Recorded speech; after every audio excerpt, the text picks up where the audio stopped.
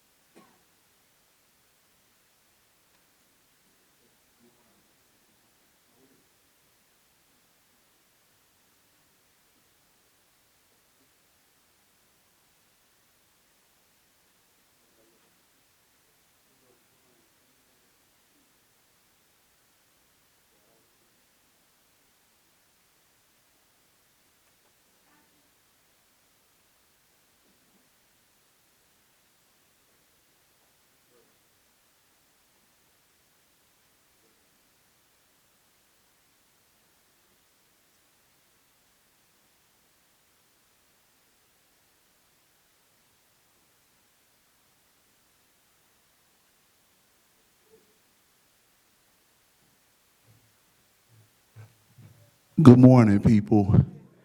All right. Thank y'all for having us on. We are the Mitchell Step Team here at Mitchell Middle School and Mitchell Miller Elementary. I'm originally from Mississippi. I kind of got the idea, a little short story, a little brief idea from I was doing it in Mississippi, whatever. But I'm also a part of a fraternity called Phi Beta Sigma Incorporated. You know. All right. So I kind of brought my little baggage with me. So I hope they bless the house today. So y'all enjoy the show.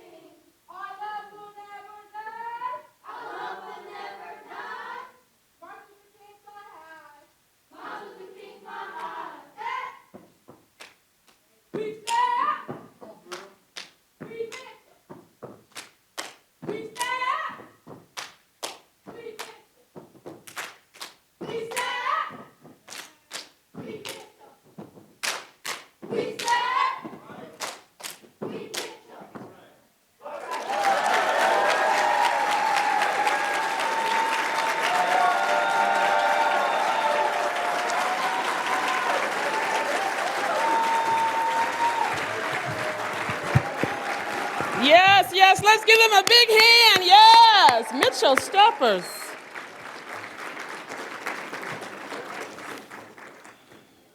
Excellent, excellent job, young people. So good morning, everyone. I am so excited to see all of you back in our gateway home. So thank you all for coming. I'm Jacqueline Morris. I'm the Vice President of Human Resources here at the college. And I just want to officially welcome you all to the Martin Luther King Program celebration. This is our 29th year of doing this, yes.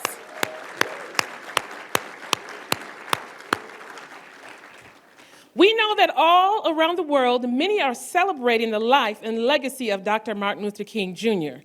Dr. King was an activist and a visionary who fought for racial and economic justice for the oppressed. He was a driving force to promote nonviolence, love, family, and self-respect. I believe that everyone showed up today because you believe in these as well. So I thank you for attending today and showing your support. At this time, I would like to recognize a few of our elected officials that are here with us today. Today, we have Senator Tammy Baldwin with us.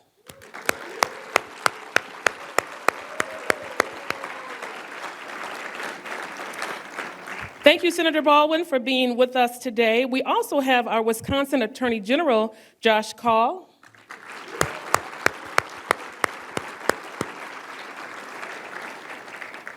Thank you so much. We also have some of our Gateway Technical College board members here today. If they could stand or wave.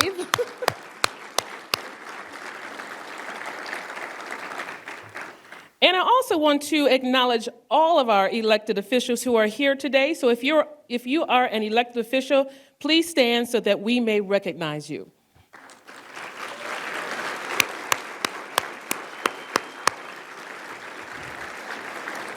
So I thank all of you for coming today. So last year we had to cancel our program, so we could not acknowledge publicly all the work that Zena Haywood put into this program, and we wanted to make sure that we acknowledged Zena Haywood. Behind the scenes, we gave her hugs and flowers because we have the saying, give them their flowers while they yet live. So we were able to, it's a song I know, but I'm not going to sing it this morning. But I want to call Zena Haywood up here because she was not able to say a few words last year on our program. The thing is, she didn't know she was on the program today, and she didn't know I was going to ask her just to come and just give a couple of words. So Zena had been the person overseeing this program for a while.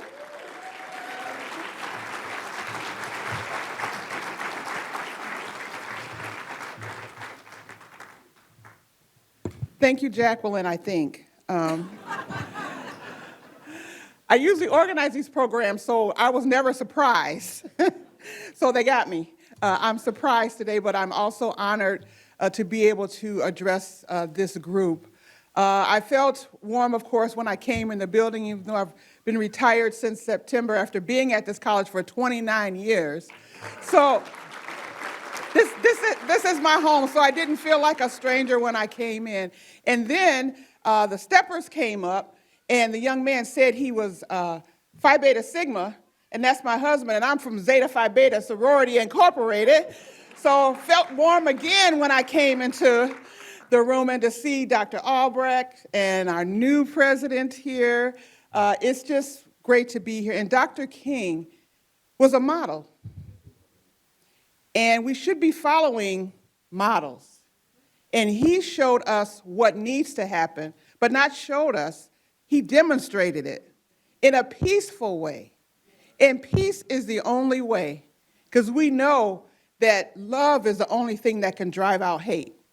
And so we have to have that peace and love with each other. I want to thank you for this honor. I'm looking forward to hearing our keynote speaker and the rest of our program. And I really thank you, Gateway Technical College, for giving me this honor. Thank you so much.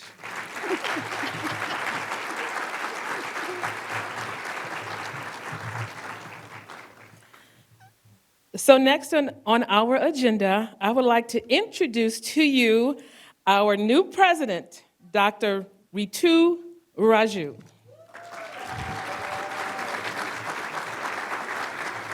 Thank you, Jacqueline. Good afternoon, everyone. Thank you for joining us today. This is our 29th MLK Day celebration, and it's also a very special day for us at Gateway. This is our first in-person celebration after the pandemic. For me, this is truly, truly a special honor as I step into this role at an institution that is well known and beloved across the nation for our groundbreaking programs and our attention and devotion to student success. I definitely want to give a shout out to all our elected officials, our special guests, and our President Emeritus, Brian Albrecht. And I want to share with our community that transitions can be difficult or wonderful. For us here at Gateway, our theme is going to be change with stability. And our community will see Brian mentoring me and us working hand in hand to make sure that we continue to serve our students and community in excellence. I have always been a lifelong admirer of Dr. King. And as a servant leader, there are many of his quotes that resonate with me, and I really had a hard time picking my top one, but I think the one that I would like to offer here is life's most persistent and urgent question is, what are you doing for others? As a servant leader, that question has always been the North Star for my work. I've always asked myself the question, who am I not serving that I need to serve? I look forward to interacting with all of you to learn more about our community's needs, to learn more about our students' needs, and to make sure that we, as Gateway, are not only a gateway for education, but we're also a gateway for economic prosperity for the Southeast Wisconsin region. Thank you so much again for joining us.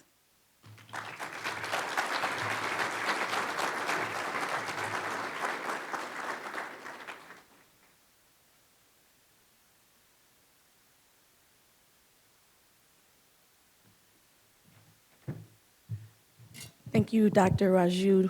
Now we're gonna be blessed with the Mitchell Steppers one more time. They're busy. They have to get to another event, so that's why we have a quick little shift. Amen. Did I just say amen? I go to church. I go to church. I go to church. I go.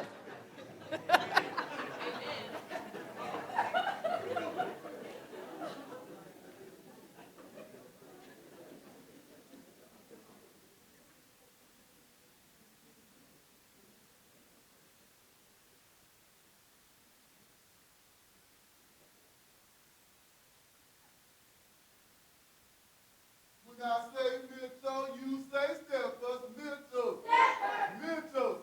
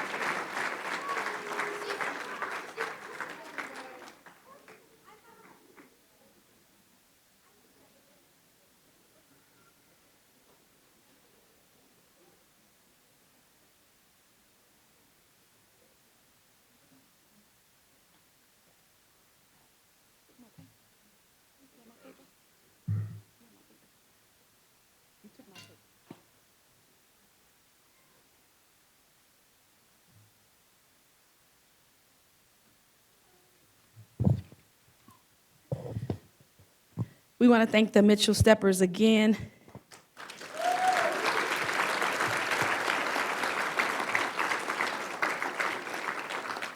Now it's time to recognize our honorees. The Humanitarian Award recognizes individuals and organizations who have shown exemplary dedication to providing outreach and support in our community. Individuals may nominate a living resident or organization of Kenosha County, Racine County, or Walworth County who instills pride within the community and inspires others.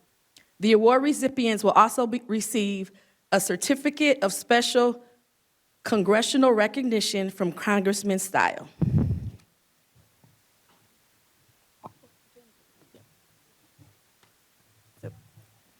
The first humanitarian we're recognizing today is Tamara Coleman.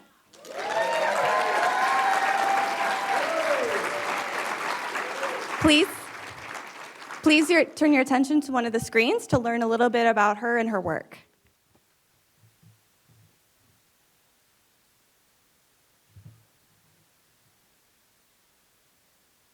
The Shalom Center is the only homeless shelter here in Kenosha County. We have several programs. Our main two programs is our shelter program. We have two programs within the shelter, our single side and then our family side. And then in our food pantry, which is another program, we have our soup kitchen and our food pantry. We're an 82-bed facility, and we can take up to 8 families on a given night. And so we remain full, probably 99% of the time. And that 1% is when we're just probably switching over from someone moving in and out the next day. Other than that, we're pretty much full every night. In our shelter program, we have about 89,000 shelter nights that we provide a year to a host of individuals and families. In our food programs, it's a little different. Our soup kitchen, we serve about 90,000 meals a year through our soup kitchen. In our food pantry, about 11,500 unduplicated households a year. It's pretty amazing. I get to get up every day and make an impact on someone's life, whether it's feeding them and helping with food insecurity issues that are in our community, or sheltering those that have found themselves unhoused. When I think about serving and why it's so important for us to serve others, I think of one of Martin Luther King's famous quotes, life's most persistent and urgent questions is, what are you doing for others? And I think that the key thing to me is the you. What are you doing for others? So often we're looking at what everybody else is doing for everybody else, or what that person's doing or what that person's not doing. And if we take a moment to just reflect on what we're doing for others, we won't have time to look at what everybody else is doing because we will be busy serving our community. And so I just believe in a life of service. I do believe it's continuing today. The sad fact is that we're still working on the dream and that it has not become a reality. I think that we have to constantly remember and focus on what the goals were, what he was trying to accomplish, and we have to just keep pushing forward. I don't think that when you dream as an individual about a goal, do you ever stop dreaming? Probably not. You probably evolve it, you probably pivot a little bit, transform that dream, but I think you still keep moving forward and going forth. Even if you have pitfalls or you have trials and tribulations, you still keep pushing forward. And I have to say, Martin Luther King's dreams have had a lot of trials and tribulations over the years, but we have to keep carrying that dream alive, keeping that dream alive and keep pushing it forward. So many times Dr. King was the only one in the room, fighting for justice, fighting for being that humanitarian. And when I mean the only one in the room, he was invited to spaces that he probably wasn't always welcome in. But he kept going, and he kept presenting, he kept fighting, he kept moving forward. That's a lot of pressure on a person, I believe, to sometimes be not invited, to be invited but not welcome, I'll put it that way. And but he kept going because it really wasn't about him. So my serving is not about Tamara Coleman. My serving is about my community that I serve and the people that I serve and the impact that I can make on the people that I serve.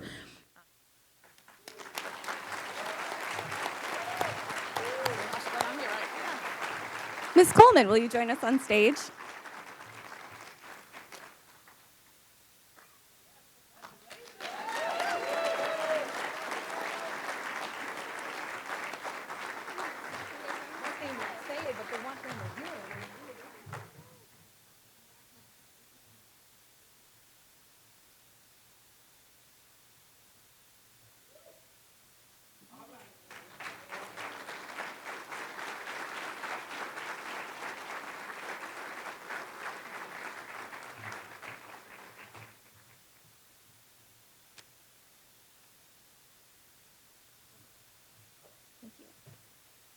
The next humanitarian.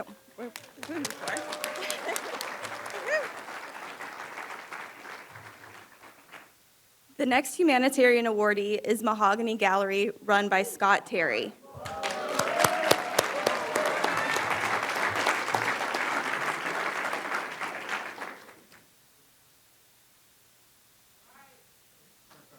I own Mahogany Gallery, and I started Mahogany Gallery, which is a commercial fine art gallery, contemporary fine art gallery. And then the Black Arts and Cultural Center is basically Racine County's first Black historical museum. We're charged ourselves with preservation, exhibition, and research of local Black history of Racine County. If I were to ask you, where would you go to learn about the history of Black people in Racine County, where would you go? And up until we started, the answer is there is nowhere to go. So that's the problem we have set out to address and solve. You know, one of the things that's really fascinating in our research about history in Racine County is that Black people have been in Racine County since the beginning, since the 1800s, and that has been documented. And it's been really cool to see over the generations that Racine has been a destination point for people of color to organize, to build communities, to support communities, to bring their families. There were entrepreneurial hubs, Black entrepreneurial hubs in Franksville, Caledonia, back in the 20s and the 30s and the 1800s. So this history is long and it's steeped, and we felt that it was important to have a vehicle to get this information out there and preserve it, but also to educate the community as a whole.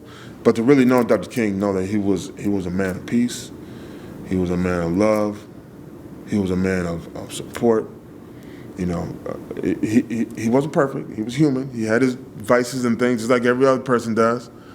But despite that, he led a worldwide movement. People all over the world could resonate with his message of humanity and nonviolent disruption.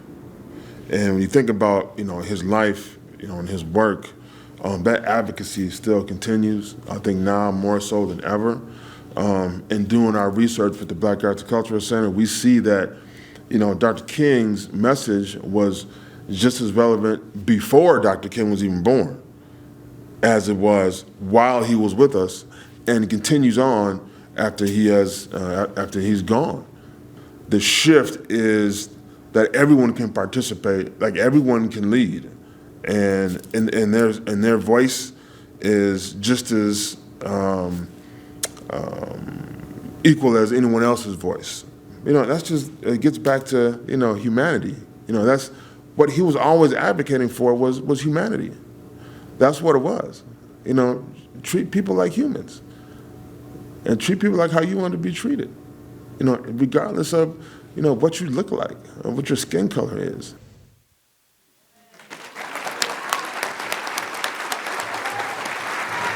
Mr. Terry, join us.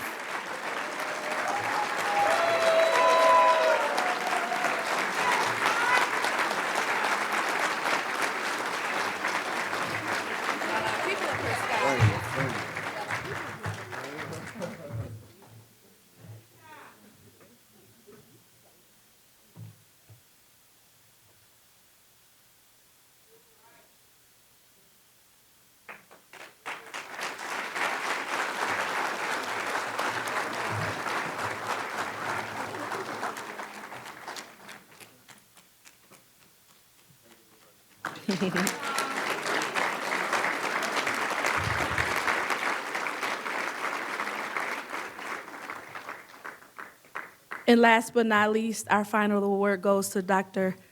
James Kinchin.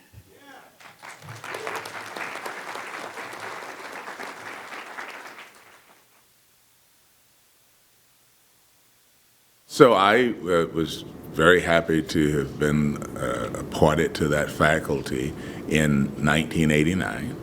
And so that means I've been there a while now. And I was appointed at that time as associate professor of music, and then was since promoted to professor of music and director of choral activities. One of the things that's permeated my choral work, my teaching, throughout my career has been this idea that I want to have as many people who are different in all of the ways that they might be as possible, and help those people to be the best that they can be. And I guess in terms of philosophy and those kinds of underpinnings, I was brought up, and I'm a native of Jacksonville, Florida. And I was brought up by some wonderful, absolutely amazing parents and teachers in our schools, in our segregated schools, who taught us with what I sometimes describe as missionary zeal. Because even though our world was at that point very segregated, very separated by race, they saw a better and a brighter tomorrow for us, and they wanted us to be prepared for it. And one of the things that was instilled in me, both at home and at school, was to always strive for excellence. And at the same time, I was also brought up to understand that excellence could be had by being as inclusive as you could. So I remember Dr. King, which means that I was alive and aware of his work during the time that he was alive. I will remember with great sadness that evening that I was sitting in the back of a church meeting room where my father was more involved in the meeting, and the word came to us through the pastor of our church, who was a friend of Dr. King's father, M.L. King Sr., that he had been shot. And I'm like, what? So Dr. King's work, first off, is very relevant to us today. And I think that we are in a better place because there are people, some of them people who have big name recognition, some of them just people who work quietly in the little places where they work, who are helping to make that happen. And we didn't understand how deep and, in fact, in some ways intractable racism was as an attitude. And he understood that as well, and he spoke to those things. So we have to be careful as we celebrate him and we strive to continue his work, to hear all of those things that he said and not to somehow reduce him to a dream on the mountaintop. And that's very easy to do, okay? And his work will continue, particularly so to the extent that we understand the full range of things that he addressed and how he spoke very profoundly. And you know, he died in 68, so I'm talking about Dr. King in 66, Dr. King in 67, speaking about some of those issues that we're concerned with today. And it was more than I have a dream. It was more than I've been to the mountaintop.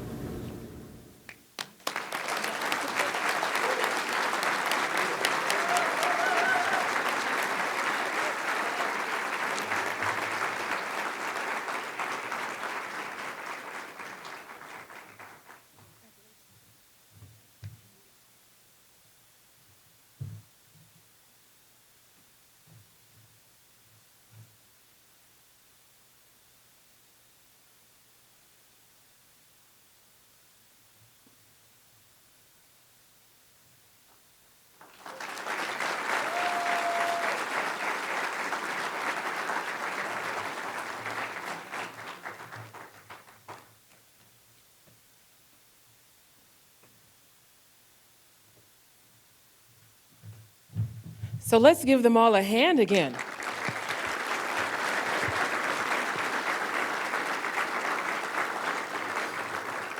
It's so very important to recognize our servant leaders because there's so much work to be done. And we know sometimes that work, it can be daunting, but we know it starts with you, and you. So next, we have our keynote address by Elizabeth Rosales Zavala. I'm not sure if I'm saying that correctly, I should have asked her, but she is new to our Gateway family. She is our Director of Hispanic Student and Programming. And you will see from her bio in the college that this is a new endeavor for our college as we seek to be a Hispanic serving institution. And there's many things that we need to do to branch off to welcome all and everyone in our districts into our college. So I would like to welcome Elizabeth to the stage.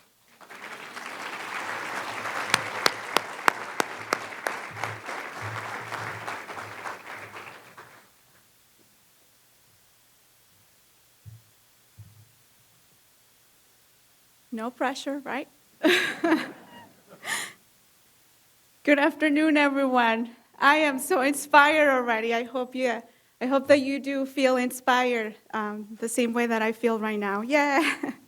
Thank you, Jacqueline, the Dr. Martin Luther King Jr.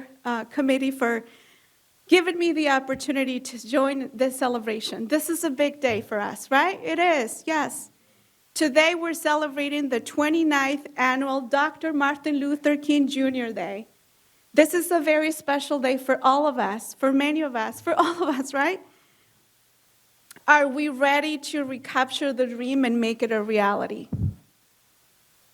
Dr. Martin Luther King Jr. was a pastor, a leader, a social activist who wanted change for all of us, right? He wanted everyone to be treated equally and to have equal opportunities for all of us. All of us. My question for you is, what is your dream today? What are you doing to make it a reality? How are you contributing to our community? Are we taking advantage of our community opportunities? Are we doing some volunteer work, some volunteer services? Are we helping each other? Are we standing up when we see injustice? Are we standing up for freedom? I would like to share with you my dream as the Director of Hispanic Student Programming. Just a little bit about my dream, right? My dream as the Director of Hispanic Student Programming here at Gateway Technical College is to bring awareness to our communities, cultivate positive experience to our diverse populations, identify the barriers and remove them. Remove and create a place of service. I want all our students to feel welcome here. This is a sense of belonging for all of us. Now I would like to share a little bit about my dream. Now that I shared a little bit about my dream, let's reflect for a moment and think about recapturing a dream and make it a reality. Where do you see yourselves in 5 years?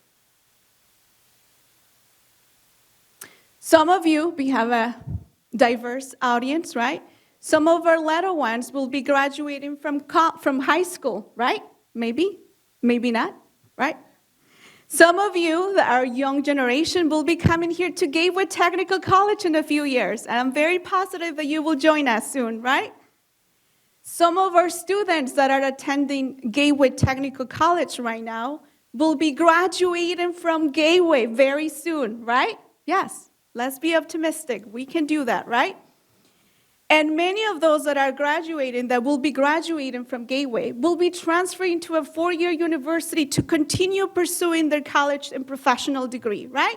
Yes, yes.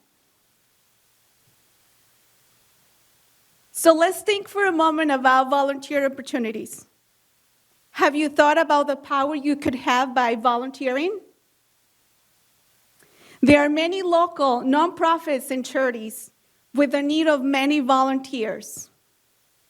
These profits may only need a few hours from you a week, right? A few hours of you a month, right? These nonprofits are in crucial and they need you to survive. They need all of us to survive and continue to follow their mission.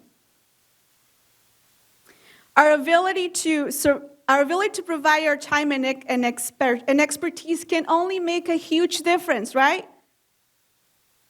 According to the volunteer website, 92% of human resource executives agree that contributing to a nonprofit can improve employees' leadership skills. It can improve our connections and our leadership skills. What a great benefit, right, for all of us, right? Let's consider another volunteer opportunity, just to add a few more, right? We need good mentors, right? Great role models who can come from diverse backgrounds. We need to represent our diverse community.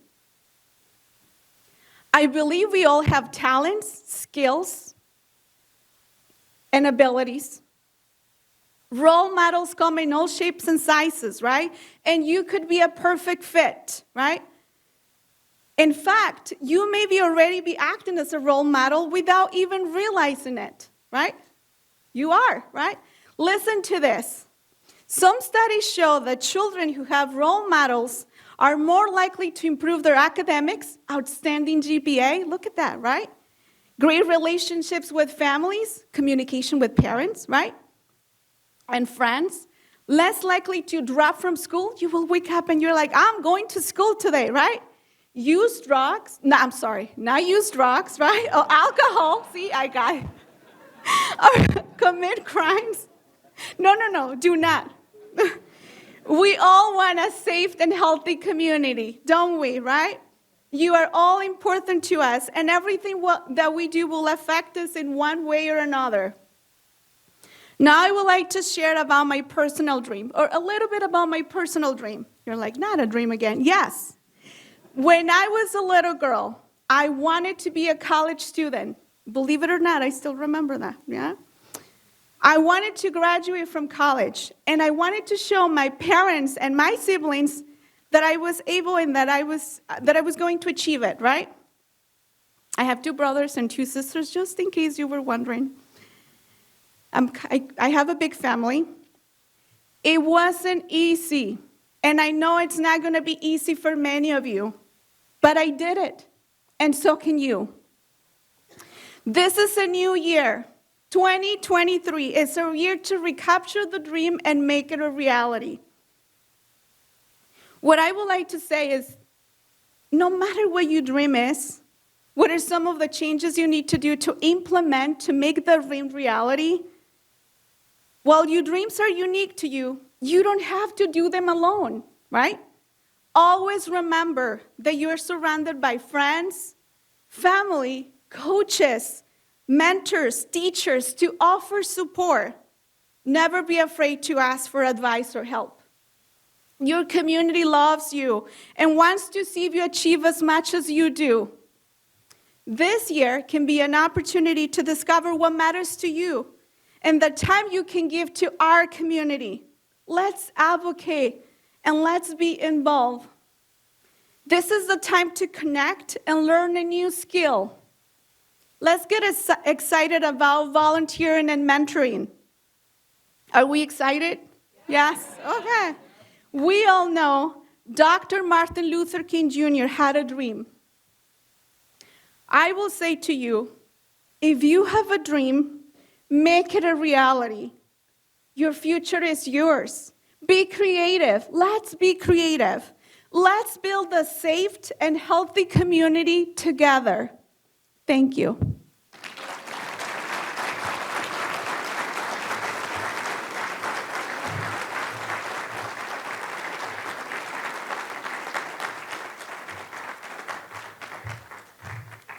Thank you, Elizabeth. I know when I called her, she was like, you want me to be the keynote? And I'm like, of course, of course. So I just want to say thank you so very much. Thank you, so. This was our first time without Zena, so I hope you all enjoyed it. Just some thank yous. Thank you to Mr. Luckett and the Mitchell Steppers. They had to leave. They're so busy, but thank you so much.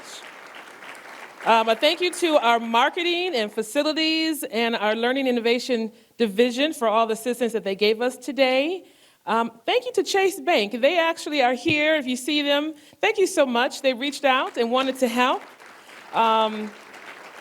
They wanted to help in so many ways, but knowledge is power. So they brought information about financial wellness that they could actually give to everyone. But they also sponsored our young people to make sure that they had some food to eat on the way off to their next journey. So thank you so much to Chase. Thank you.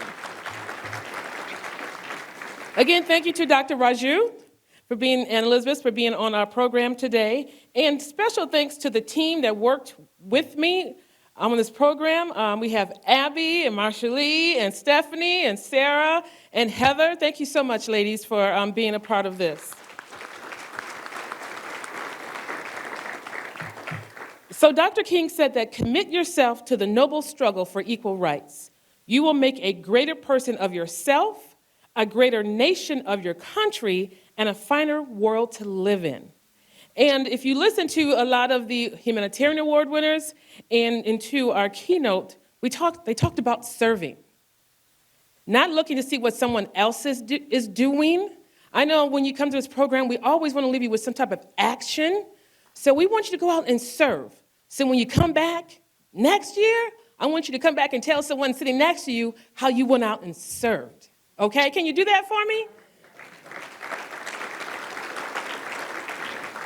And just a shout out to the Kenosha Kindness Week. There's lots of other events you can get involved with. If you want to meet other people and learn how to serve Kenosha Kindness Week, they have a Facebook page that gives all of their events. So different ways you can find to go off this week. So lastly, I'm going to call Marshalee up to the stage. When you're going out to serve, that means you have to lift up your voice, right? You have to lift up your voice, and so I want you to do that with us as we stand, because we're going to sing Lift Every Voice and sing to earth and heaven ring. So we're just going to lead it. I want you all to sing it with us as we close out our program for 2023. You ready? Lift every voice and sing till earth and heaven ring.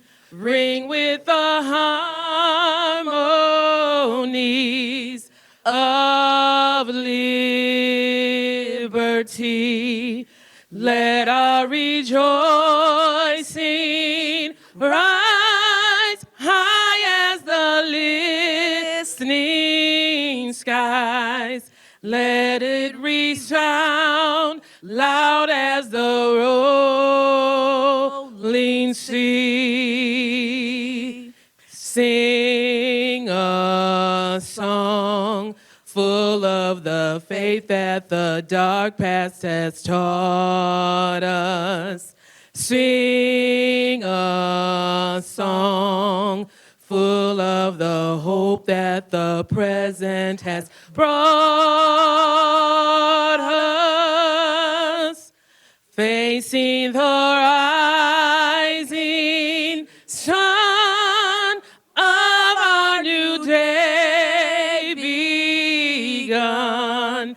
Let us march on till victory is won. Thank you, everyone. Have a great day.